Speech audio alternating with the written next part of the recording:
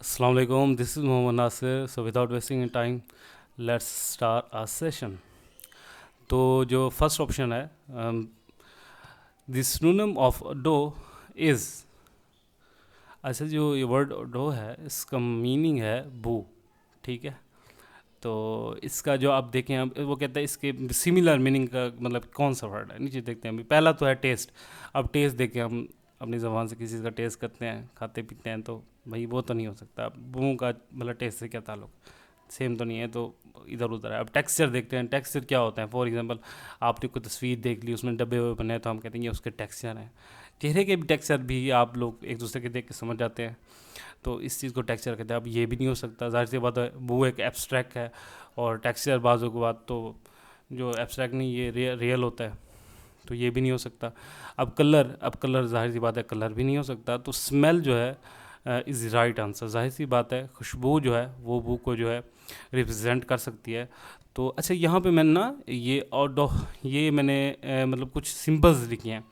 ये असल में इंग्लिश में हम जब भी किसी वर्ड की प्रोनाउंसिएशन करते हैं, तो उसके फॉर एग्जांपल देखें, आप देखेंगे बहुत लोग होते हैं जो माशाल्लाह बहुत अच्छी प्रोनाउंसिएशन कर रहे होते हैं वर्ड्स की, ठीक है। तो हम मतलब हम कहते हैं कि यार अब हम जाके एक एक लफ्ज़ हम उसे नहीं सीख सकते। तो इंग्लिश में इसका ये हल दिया गया है कि फ़ोनेटिक ट्रांसक्रिप्शन के ज़रिए ना हम किसी भी वर्ड के मतलब सही प्रोनाउंसिएशन को, उसकी अदायगी को मतलब जान सकते हैं। तो ये कुछ सिंबल्स होती हैं, ये सिंबल्स एक एक सिंबल जो है ना, इस साउंड को प्रोड्यूस कर रहे मतलब साउंड को हम मतलब इंट्रोड्यूस करवा रही होती है कि ये सिंबल फ़लाँ साउंड को जो है रिप्रेजेंट करती है, ये फ़लाँ साउंड को रिप्रेजेंट करती है। मतलब इस तरह ये सिंबल्स हैं, ठीक है, जो साउंड को रिप्रेजेंट कर रही होती हैं। तो ये आपको बताने का मकसद ये है कि जब हम इंग्लिश पढ़ेंगे या दूसरा सब्जेक्ट पढ़ेंगे, तो मैं आपको इसके मतलब एक आप थोड़ा सा अपने माइंड में डाल लें कि फोनेटिक ट्रांसक्रिप्शन नामी चीज़ एक है भाई इंग्लिश में, ठीक है, ताकि आपके लिए आसानी हो। जैसे और इसको लिखते ही स्लैशेस के अंदर हैं, ठीक है। इसको मतलब इसको जब राइट किया जाता है इन सिंबल्स को, देखें जैसे स्मेल, तो मैंने इसकी ये फोनेटिक ट्रांसक्रिप्शन लिख दी है। ये आपसे रिलेटेड ही है, आप प्लीज़ इसे थोड़ा सा अपने माइंड में रखिएगा। अब सेकंड ऑप्शन है, during high temperature in summer it is recommended to drink plenty of water to avoid. अच्छा, हाई मौसम में सरमा की बात हो रही है, मतलब सरमा मीन्स मौसम में गर्मा की बात हो रही है, गर्मियों की बात हो रही है भाई। तो जब बड़ी गर्मी होती है ना, तो हमें अब वो कहता है भाई आप बहुत ज़्यादा पानी पिया होगा। प्लेंटी ऑफ वाटर्स मीन्स कि बहुत ज़्यादा पानी पिए। अब भाई क्यों पिए पानी, कि आपको डिहाइड्रेशन ना हो। अब डिहाइड्रेशन क्या चीज़ है, तो आपको लैक ऑफ फ्लूइड है, मतलब फ्लूइड का मतलब जो पानी वानी है ना, इसे हम फ्लूइड बोलते हैं, ठीक है, लिक्विड चीज़ को। तो ये आपके जिस्म में भाई कम ना हो जाए, तो इसी चीज़ को वो वहाँ बयान कर रहा है कि भाई डिहाइड्रेशन ना हो जाए आपके। आप गर्मियों में आपने देखा होगा अक्सर लोग काम करते गिरे पड़े हैं बेचारे, बेहोश हो गए हैं, और बाज़ों का जो नए नए बेचारे काम करते हैं उन लोगों के साथ ज़्यादा ये चीज़ पेश होती है, क्योंकि वो आदी नहीं होते ना। तो अब डिहाइड्रेशन क्या है, अगर हम सिंपली इसे अगर डिफाइन थोड़ा बहुत कर लें, तो डिहाइड्रेशन हैपन्स होती है when your body doesn't have as much water as it need. उतना पानी उसे नहीं मिलेगा जितना उसकी ज़रूरत होगी। मतलब अच्छा, यहाँ पे मैंने इंग्लिश का एक थोड़ा सा मतलब जो सेंटेंस यूज़ किया है, एज मच, उतना, एज इट नीड, जितना ज़रूरत है, आप भी इस तरह मतलब यूज़ कर सकते हैं। अच्छा, विदाउट इनफ, अब जाहिर से जितना उसको ज़रूरत है उतना नहीं मिलेगी, तो बॉडी क्या होगी, फंक्शन प्रॉपर्ली नहीं करेगी। तो ये होता है डिहाइड्रेशन, ठीक है। तो अब इसमें आपने देखा होगा कि हेपेटाइटिस भी इसमें ऑप्शन लगा, मतलब हमें बुक में मिलता है सही। तो उसके पीछे भी एक छोटी मोटी कहानी तो ज़रूर है। मेरा मकसद है कि आपको नॉलेज जितनी मेरे पास है मैं आपको डिलीवर कर दूं। तो उसके पीछे ये है कि हेपेटाइटिस ए और हेपेटाइटिस ई इससे एसोसिएट किए जाते हैं कि जब पानी की कमी हो, सप्लाई ना हो, पानी का कमी हो, पुअर सैनिटेशन हो, तो ये आपको इन्फेक्शन होता है आपको, ठीक है। और इन्फ्लेमेशन होती है, मतलब कि तेज़ाबियत होती है आपके ना लीवर में, जो आपको समोसे जैसा आप देखते होंगे बना हुआ होता है, वो जिस्म का जो टुकड़ा होता है ना। तो अगर फॉर से एक आर्गूमेंट अगर नहीं होता, फॉर एग्जाम्पल डिहाइड्रेशन ऑप्शन वो नहीं देते, तो फिर आप ढूंढेंगे बैठे कि नहीं फिर हेपेटाइटिस हो तो उसको लगा दें। मैंने एफएससी में तकरीबन ये चीज़ें पढ़ी थी। अच्छा, क्वेश्चन नंबर 3 है, the main proportional of 4 and 16 is. ये मैथ से रिलेटेड है। मेन प्रोपोर्शन अगर कहीं भी पूछा जाए तो ये याद रखें, तो हमें दो कीमतें अमूमन दी जाती हैं, दो वैल्यूज़ दी जाती हैं। यहाँ पे वैल्यूज़ कौन सी हैं, 4 और 16 है ना, दो वैल्यूज़ हमें दी गई हैं। चलिए आप हल करते हैं। यहाँ पे हमने 8 आंसर तो बता देते हैं, थोड़ा सा मैं हल किया मैंने, इसे आज को बताता हूँ। दी मेन प्रोपोर्शन करना हो, चलें सबसे पहले तो फार्मूला जैसे ज़िंदगी भर याद करते आए हैं, 8वीं से पढ़ाते रहे हैं हमें फार्मूले, फिर आपका सामना हो गया आज फार्मूले से, याद कर लें, ठीक है, थोड़ा सा बहुत आसान है ये, ABC, A से C तक है, कोई ज़्यादा नहीं है आगे। अब ये जो दो नुक्ते मैंने ऐसे डाल दिए हैं, इसको कहते हैं रेशियो, ठीक है। अब A रेशियो B, ये मैंने 4 नुक्ते डाल दिए, तो इसको डबल रेशियो भी कहा जाता है, प्रोपोर्शनल भी कहा जाता है। तो फिर मैंने B डाल दिया, फिर रेशियो C डाल दिया, ठीक है। मैं सिंपली वर्ड में समझाऊंगा, मैं मैथ टीचर तो हूँ, लेकिन मैं कोशिश होगी कि मैं बेस्ट से बेस्ट समझा सकूँ। तो ये है फार्मूला। अब हमने फार्मूला तो याद कर लिया, हमने देख लिया कि हमने A लगा दिया, फिर 2 नुक्ते डाल दिए, B लगा के 4 नुक्ते डाल दिए, फिर B लगा के 2 नुक्ते और C, मतलब इस तरह का ये आपने एक फार्मूला बना लिया। अब इसको कैसे करते हैं देखें, हमने फिर अब क्या किया, अब इस फार्मूले अब इम्प्लीमेंटेशन करनी है हमने। तो हमने क्या किया, मज़ीद इस फार्मूले को ना मज़ीद काट फट करके इसके और नाम रख दिए। अब क्या नाम रखें, हमने कहा कि जो देखें मेन प्रोपोर्शन की बात हो रही है, ठीक है, 2 वैल्यूज़ दी जाएंगी, मैं फिर आपको मेरा मकसद ये है कि वो आपको याद कराना, ठीक है। तो इसमें हमने इसको 2 नाम दे दिए। मैंने कहा जी प्रोडक्ट ऑफ एक्सट्रीम है। अब क्या है प्रोडक्ट ऑफ, जो इस साइड की सबसे वैल्यू है फर्स्ट वाली, और जो सबसे एंड वाली है, मैंने इन दोनों को नाम दे दिया। मैं कहता हूँ प्रोडक्ट ऑफ एक्सट्रीम है। अच्छा भाई, 2 को नाम दे, बाकी 2 उनको भी नाम देते हैं, तो उनको प्रोडक्ट ऑफ मीन्स कह देते हैं। वो जो हमने दरमियान वाली 2 हैं वैल्यूज़ या वेरिएबल्स, आप जो भी इसे नाम देते हैं, तो उनको हमने ये नाम लग दिया। तो अब हमने यहाँ पे एक छोटा सा फार्मूला यहाँ और लगा दिया, हम कहते हैं कि product of extreme is equal to product of mean. अब प्रोडक्ट ऑफ एक्सट्रीम कौन से थे, फर्स्ट वाला और लास्ट वाला। अब यहाँ पे हमने पुटिंग करनी है वैल्यूज़, ठीक है। अब कौन सी करेंगे, देखिए यहाँ पे हमने जो क्वेश्चन पढ़ा था 4 और 16, जो फर्स्ट वैल्यू है उसे फर्स्ट पे लगा दें, जो 16 है उसे लास्ट में लगा दें। देखिए इस तरह हम पुटिंग करें, आप इसी तरह ही एज इट इज़ करेंगे इंशाल्लाह जब भी इस तरह क्वेश्चन है। तो देखिए मैंने यहाँ पे 4 लगा दिया, और जो ये हम यहाँ पे हमने B लिया था ना, हम यहाँ पे कुछ भी नाम रख सकते हैं, तो इसलिए मैंने इसे X रख दिया, क्योंकि ये X ऐसी चीज़ है जो जान नहीं छोड़ती कभी भी मैथ में। तो मैंने भी रख दिया, मैंने कहा चले आप इसे जानते तो हैं कम से कम। तो 4 ratio X double ratio X ratio 16, देखिए मैंने एज इट इज़ वही किया है, सिर्फ इसमें पुटिंग किया है जो हमारी वैल्यू दी गई थी, ठीक है, 4 और 16, ठीक है। ये क्या है, प्रोडक्ट ऑफ एक्सट्रीम, हमने इसे नाम दिया है भाई, इस साइड की सबसे फर्स्ट वाली और इस साइड की सबसे लास्ट वाली, जो दरमियान में 2 हैं उनको हमने मतलब फ़र्ज़ कर लिया कि ये X है, ठीक है। तो देखें हमने प्रोडक्ट ऑफ एक्सट्रीम्स कौन सी हैं, इनको आपस में मल्टीप्लाई करना है, ठीक है। देखें जैसे मैंने 4 और 16 को इस साइड पे लिखा है, ऊपर लिखा है प्रोडक्ट ऑफ एक्सट्रीम, और इस साइड पे प्रोडक्ट ऑफ मीन। देखें प्रोडक्ट ऑफ मीन हमने क्या कहते हैं, ये B और B को कहा था। यहाँ पे वही चीज़ें, यहाँ पे हमने सिर्फ नाम चेंज किया, X है, तो हम इसको आपस में मल्टीप्लाई करेंगे, ठीक है। और इसके बाद देखिए 16 से जब मल्टीप्लाई करता है 64 बन जाता है। यहाँ पे जो है X2 हो गया है, जाहिर सी बात है 2X आपस में मल्टीप्लाई मतलब जब करेंगे। तो अब हमने क्या करना है, इसका X2 है, अब जो इसका है मतलब ये हम इस 2 को हम ख़त्म करने के लिए ना, हम इसे इसमें ले गए हैं, ब्रैकेट में ले आए हैं। अब जाहिर सी बात है एज इट इज़ हमने इधर भी करना है, इसको भी हमने इस तरह कर दिया। तो इसका देखें 8 अगर पावर करें तो 64 बनता है, तो हमने इसलिए इसको इस तरह किया। इधर X2 जो है उसको ब्रैकेट से ख़त्म किया है, और इस 2 को भी इस ब्रैकेट से ख़त्म, ठीक है। ये ब्रैकेट 2 से आपस में कट जाती है, मतलब ये हमेशा ऐसे होता है। तो आपने भी जब कभी यहाँ पे 2 पावर है और ये इसकी भी ऐसे समझे 2 पावर होती है, तो आपस में ये क्रॉस हो जाती हैं। तो जब पीछे 8 बचता है और इधर से सिर्फ X बचता है, तो X की वैल्यू 8 है। मैंने कोशिश की है बहुत आसान अल्फाज में, बजाय कि मैथ के इस ना रूल्स और रेगुलेशन में जाने के मामला हल कर दें, ऐसे रफा दफा कर दें यहीं पे। तो इसका देखें हमने 8 आंसर लगाया। अच्छा, क्वेश्चन नंबर 4 है, the inner core of an optical fibre is in dash composition. अच्छा, इनर कोर और ऑप्टिकल फाइबर क्या है, ये मोटी मोटी केबलें होती हैं, ठीक है, सारी दुनिया में बिछी होती हैं। और ये इनर कोर का मतलब वो कह रहा है उसका जो दरमियान वाला हिस्सा रहा है ना, यानी इनर कोर, उसके यानी कि जो अंदर हिस्सा आता है। जैसे आपने घर वाली कोई केबल देखे ना, उसे आपने कभी उसे ना उसके देखें, उसके बहुत से लेयर्स होती हैं। आप ऊपर से लेयर करते हैं, नीचे से अंदर से 2 तार निकल, 2 तारें भी कि उस किसी की चीज़, किसी रबड़ की या किसी और उनके बाहर यानी कि एक होल होता है, ठीक है। तो इस तरह ये भी एक केबल का नाम है ऑप्टिकल फाइबर। इन सिंपली मैं बात करूँ बिल्कुल ग्राउंड लेवल पे, तो ऑप्टिकल फाइबर क्या है, एक केबल है, केबल होती है। अब इस केबल क्या है, ये जो हम नेट चलाते हैं, सारी दुनिया आजकल चला रही है, तो ये ऑप्टिकल फाइबर्स की बदौलत है, ठीक है। तो ये सारी, इवन कि ये समंदर के नीचे भी ये बहुत बड़ी केबलें बिछी हुई हैं।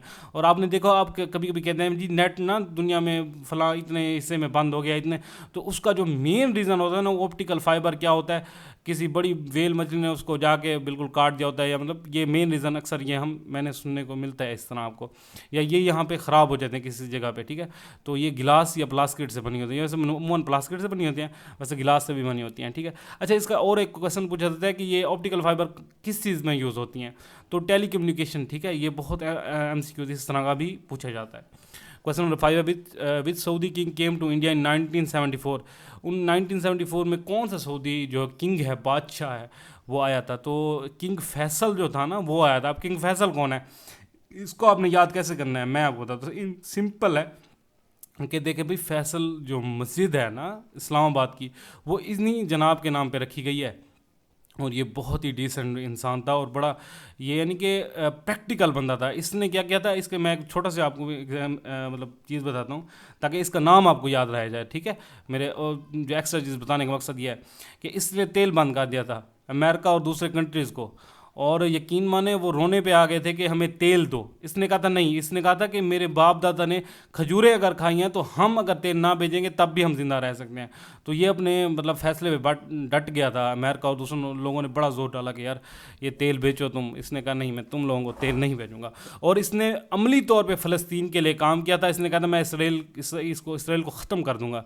लेकिन अमेरिका और दूसरे यानी कि जो कंट्रीज़ हैं, उन्होंने मिल के इसके ख़िलाफ़ बहुत ज़्यादा प्रोपेगेंडा किया। तो ये जो इसके वाले साहब थे, वो भी ज़ाहिर सी बात किंग थे, तो ये उनका तीसरे नंबर का बेटा था, ठीक है। तो फैसल मस्जिद जो है वो इसी के नाम पे है, ठीक है। क्वेश्चन नंबर 6 है, Hoover one of the most beautiful dam in the world is located in. अच्छा, जो होवर डैम है ना, इसके बारे में एक बात दूँ ये। अच्छा, इस याद करने के लिए ना, अब ये नाम HOOV और होवर थोड़ा सा मुश्किल लग रहा है, तो इसको देखते हैं हम। इसको याद इस तरह करते हैं, ये डैम एक ऐसा डैम है, अगर इसके ऊपर आप जाके यानी कि खड़े हो ना, मतलब ये बहुत लोग सैर सियाहत से जो ताल्लुक़ रखते हैं वो इसमें जाते हैं ना, तो अगर आप पानी डालेंगे ना डैम के ऊपर से खड़े, ये डैम बहुत तकरीबन कोई 5-6 हज़ार फुट की बुलंदी के ऊपर यानी कि ये बनाया गया, मतलब कि इतना ऊंचा डैम है। तो आप अगर पानी डालेंगे तो नीचे नहीं जाएगा। देखें कितनी अजीब सी बात है, एक अजूबा सा लगता है। तो मतलब इसकी अगर साइंटिफिक रीज़न तो ये होता है कि वहाँ हवा का दबाव ही इतना होता है कि पानी को नीचे नहीं जाने देता, ठीक है। तो लेकिन ये ज़ाहिर सी बात है कि बहुत इंटरेस्टिंग होता है लोगों के साथ। देखें, तो आपको याद होना चाहिए कि होवर डैम, ठीक है, आप याद हो गया होगा। तो ये कहाँ, यूनाइटेड स्टेट ऑफ अमेरिका, ये अमेरिका में एक अजूबा है, ऐसे याद कर लें अपने याद करने के लिए। वैसे इसका जो बनाया इसलिए गया था कि इलेक्ट्रिसिटी ना सैन फ्रांसिस्को और दूसरी जो स्टेट्स हैं ना, उनको इलेक्ट्रिसिटी दी जाए।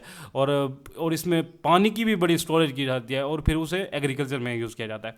अच्छा, क्वेश्चन नंबर 7 है, the process by which a substance absorb moisture upon exposure of atmosphere is called.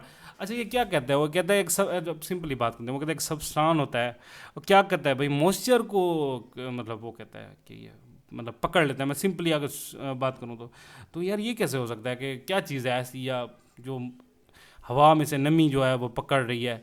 तो मैं आपको ये समझाता हूँ। डेली क्वेश्चंस जो होते हैं ना, ये मतलब ये क्या चीज़ होती है, ये फॉर एग्जाम्पल एक हार्ड तरह के फ्लूइड होते हैं अक्सर, ठीक है।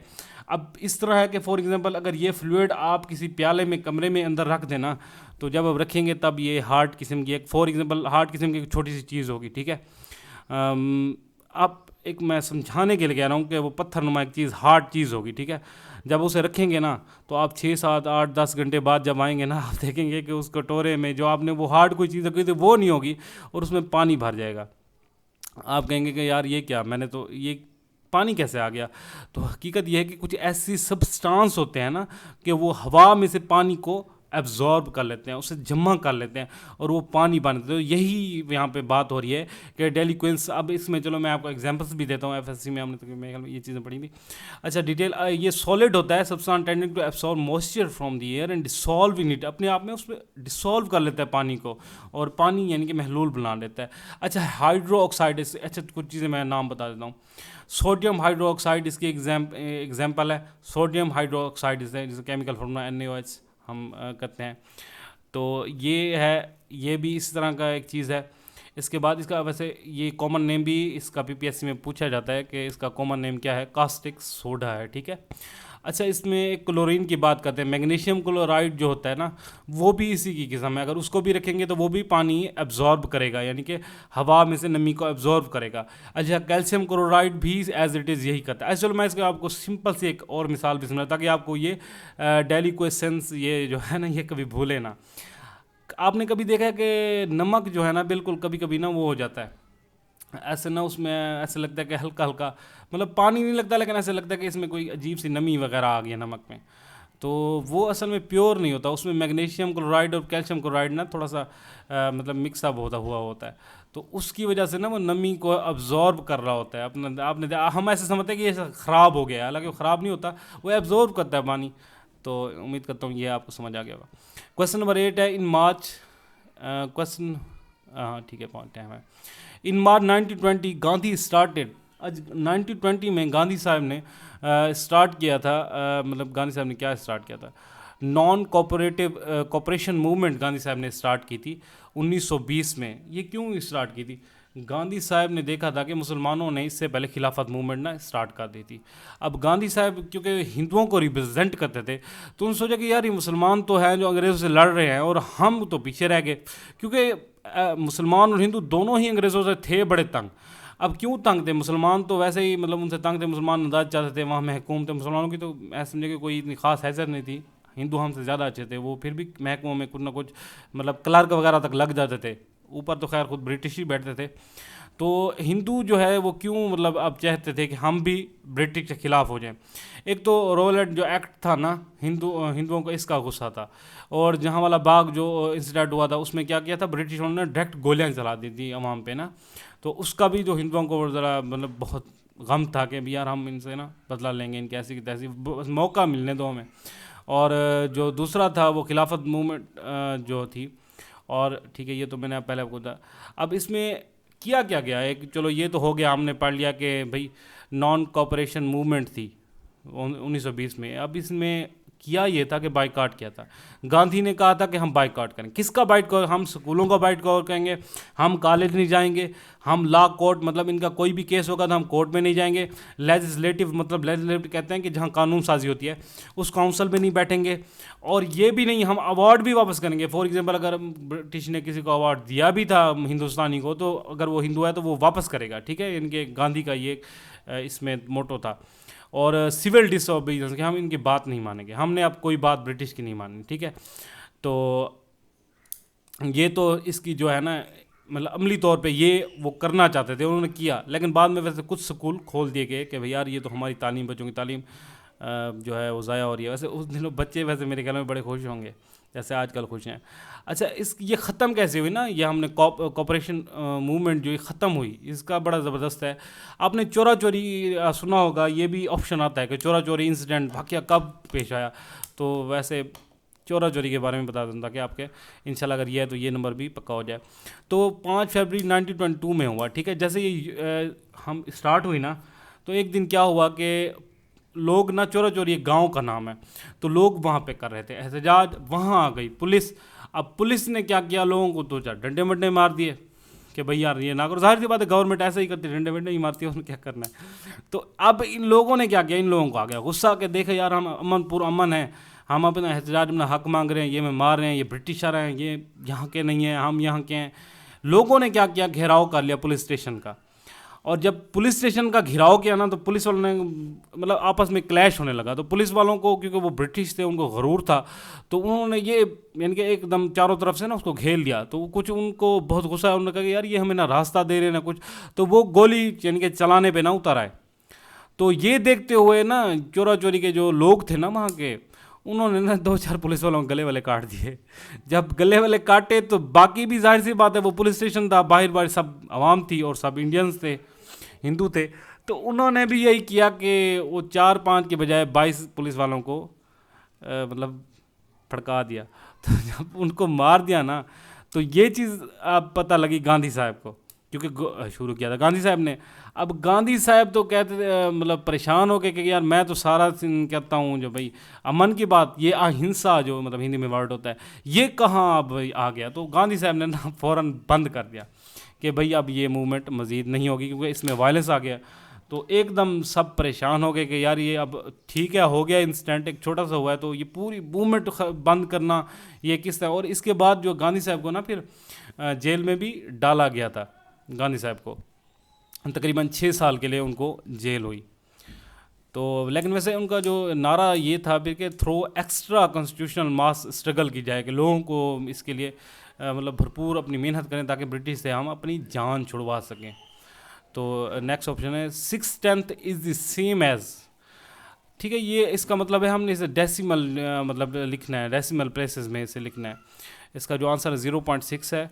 इसे मैंने यहाँ पे हल किया है, मैंने बिल्कुल आसानी के समझाने। देखिए मैंने यहाँ पर 10 डब्बे बनाए हैं और एक डब्बे को काला कर दिया, मतलब 10 हिस्से हैं, एक हिस्सा मैंने कहा है कि भाई इसमें से एक हिस्सा मैं रिप्रेजेंट कर रहा हूँ। मैं किस तरह रिप्रेजेंट कर सकता हूँ? मैं 2 तरीके से, या तो मैं कहता हूँ 1/10, अगर मैं ऐसे लिखता हूँ तो ये भी मैं यही चीज़ बयान कर रहा हूँ जैसे ये है। इस चीज़ को मैं ऐसे भी लिख सकता हूँ 0.1, इसका भी मतलब यही है कि 10 का एक हिस्सा। ठीक है, तो इसको इस तरह भी लिख सकते हैं, इस तरह भी, और इस तरह ग्राफिकल अगर हम रिप्रेजेंटेशन करें तो इस तरह। अब इसके बाद मैंने अब जो हमारा क्वेश्चन था, ठीक है 06 हमने आंसर बताया, उसको किस तरह करेंगे। देखें 10 डब्बे हैं, एज इट इज़ मैंने 6 डब्बों को पुर कर दिया। मैं कहता हूँ 10 में से 6। अब 10 में से 6 हम किस तरह, इस तरह भी लिख सकते हैं 6/10। ठीक है, ये भी राइट आंसर है। इसको मज़ीद हम इस तरह भी लिखते हैं 0.6, यानी कि 10 का 6 हिस्सा, जैसे इस तरह मैंने किया। ठीक है, तो ये इसी तरह ही ये ऊपर मतलब हमने वैल्यू निकाली है, मतलब ये वैल्यू बनती है। क्वेश्चन नंबर 10 है Buenos Aires is the city of. तो ये है अर्जेंटीना का कैपिटल है वैसे। ठीक है, it is the capital of Argentina. I think time 20 minute से ऊपर हो गया। नेक्स्ट वीडियो में बाकी डिस्कस करते हैं।